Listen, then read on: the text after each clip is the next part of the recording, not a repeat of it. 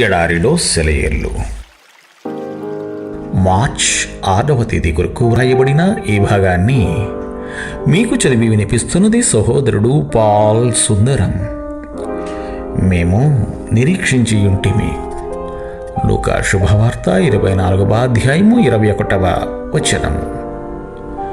ఒక విషయం నేనెప్పుడు బాధపడుతుంటాను.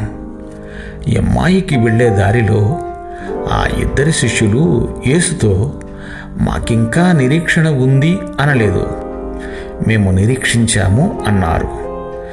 ఎంత విచారకరం! ఇది జరిగిపోయింది, కథ అంతమైపోయింది.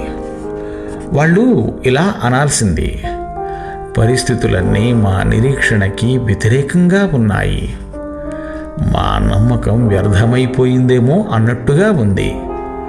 కానీ మేము మాత్రం ఆయన్ని మళ్ళీ చూస్తామన్న నిరీక్షణను పోగొట్టుకోలేదు. తాము కోల్పోయిన విశ్వాసాన్ని ఆయనకు వెల్లడిస్తూ ఆయనతో నడిచారు. చివరికి ఆయన అవివేకులారా, విశ్వాసరహితులారా అంటూ వాళ్ళని గద్దించవలసి వచ్చింది.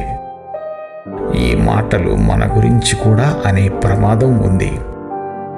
సత్యానికి, ప్రేమకి ఆధారభూతుడైన దేవునిలో విశ్వాసాన్ని పోగొట్టుకోనంత కాలము మనం దేన్ని పోగొట్టుకున్నా పర్వాలేదు. ఈ శిష్యుల్లాగా మన విశ్వాసాన్ని భూతకాలంలో చెప్పవద్దు. ఎప్పుడూ మేము నిరీక్షించి ఉంటిమి అనేదానికి బదులు మేము నిరీక్షించుచున్నాము అనండి. వసంతం వయ్యారాలొలకబోస్తూ వచ్చింది. అన్ని కొమ్మలు పూలతో బరువుగా ఊగుతున్నాయి. గులాబీలు పూసినప్పుడు నమ్మకముంచాను దేవునిపై, ఇప్పుడు నమ్మకముంచుతున్నాను.